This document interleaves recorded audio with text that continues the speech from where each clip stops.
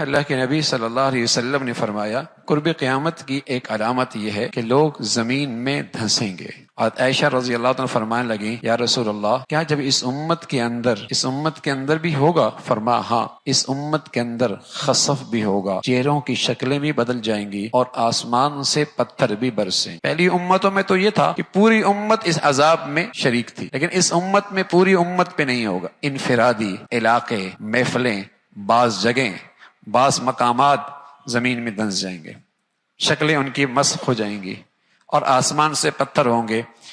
تو عائشہ فرمانے لگی یا رسول اللہ انہلک وفینا الصالحون، اس امت کے نیک لوگ بھی موجود ہوں گے پھر بھی یہ ہلاکت ہوگی؟ فرمایا ہاں، اذا ظہر الخبث، جب گندگی زیادہ ہو جائے گی تو پھر اللہ کی یہ پکڑ آئے گی۔ پھر رسول اللہ صلی اللہ علیہ وسلم نے اپنی زبان میں بتایا کہ یہ خسف کب ہوگا، زمین میں دھنسنا قرب قیامت میں کن گناہوں پر ہوگا؟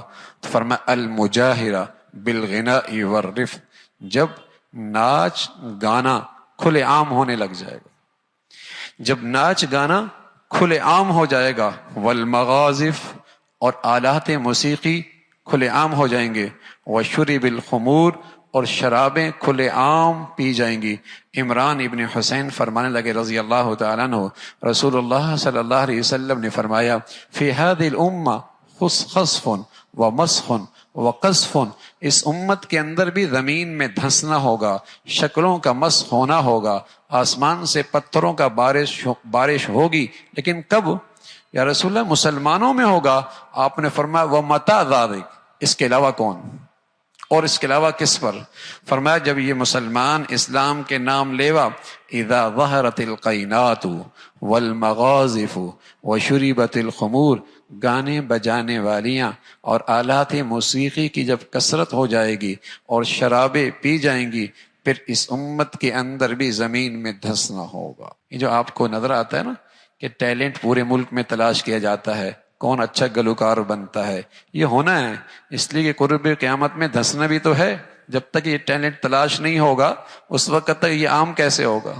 ٹیلنٹ تلاش کیا جاتا ہے نا، اور دانشگاہوں کے اندر، تعلیمی گاہوں کے اندر بھی کلاسز دی جاتی ہیں۔ اس نسل کو اب اسی کی ضرورت رہ گئی ہے، ناشتہ کہتا ہے، گاتا کیسا ہے۔ پہلے میں اپنے بچوں کو اللہ کا نام سکھاتی تھی، اور جب وہ گنگناتا ہے تو کہتے ہیں بچے میں ٹیلنٹ بہت ہے۔ جب وہ گنگناتا ہے اماں کے سامنے ناچتا ہے، ٹیلنٹ بہت ہے۔ پہلے میں بسم اللہ پڑھاتی تھی، اللہ کا نام سکھایا کرتی تھی، اللہ کی بات سکھایا کرتی تھی، پوری کوشش ہوا کرتی تھی ماؤں کی کہ بچے کی زبان سے سب سے پہلے اللہ کا نام لے، اور اللہ کرے اس کی برکت سے آخری کلمہ بھی اللہ کا نام کا ہو، اور اللہ کے نبی کی بشارت ملے کہ سیدھا جنت میں چلا جائے۔ لیکن اب کیا ہے مائیں بچوں کو جب سینے سے لگاتی، چھاتی سے لگاتی تو ان کی تربیت کرتی تھی، حسبی ربی جل اللہ ما فی قلبی غیر اللہ نور محمد صلی اللہ لا الہ الا اللہ، لا الہ الا اللہ، دودھ پلا رہی ہوتی اور ان کے کانوں پہ ہاتھ رکھ کے انہیں یوں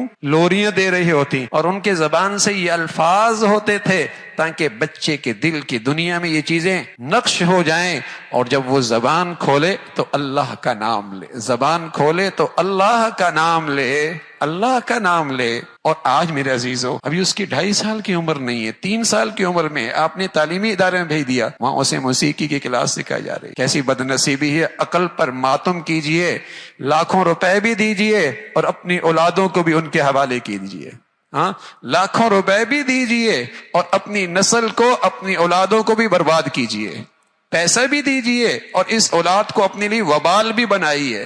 کیا دولت تھی اولاد جو مسلمانوں کے لیے صدقہ جاریہ تھی، اور بہترین زندگی کی صلاحیتیں اس کے اندر پیدا کرنے کا موقع تھا۔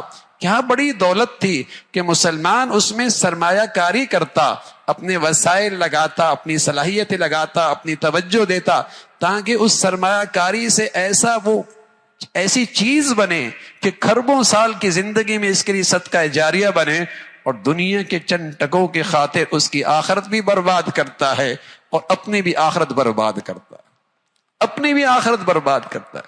تو رسول اللہ صلی اللہ علیہ وسلم نے فرمایا اس امت میں خسف ہوگا جب آلات موسیقی اور گانا بجانا اور ناچنا عام ہو شریف گھرانوں کی عورتیں، ہاں شریف گھرانوں کی شادیاں، وہاں بھی اسٹیج اب سجتا ہے، جہاں ان کی نسلوں میں کبھی تصور بھی نہیں تھا کہ ان کی شادیوں کے اندر بھی اسٹیج پہ یہ سب کچھ ہوگا، لیکن ہو رہا، یہ سب کچھ ہو رہا ہے اور آگے بڑھتا چلا جا رہا ہے۔ تو ہاں ہوگا، اس لیے کہ قبر قیامت میں زمین میں دھنسنا بھی تو ہے، مرنا بھی تو ہے، ہاں یہ قیامت کی شکل بھی پوری تو ہونی ہے۔ اللہ رب العزت ہمیں، ہماری نسلوں کو، ہماری اولادوں کو ان فتنوں سے اور ان گندگیوں سے ہمیشہ محفوظ فرمائے، اور اللہ اپنی ناراضگی سے، غضب سے ہمیشہ محفوظ فرمائے۔ اللہ عمل کی توفیق نصیب۔ www.darsequran.com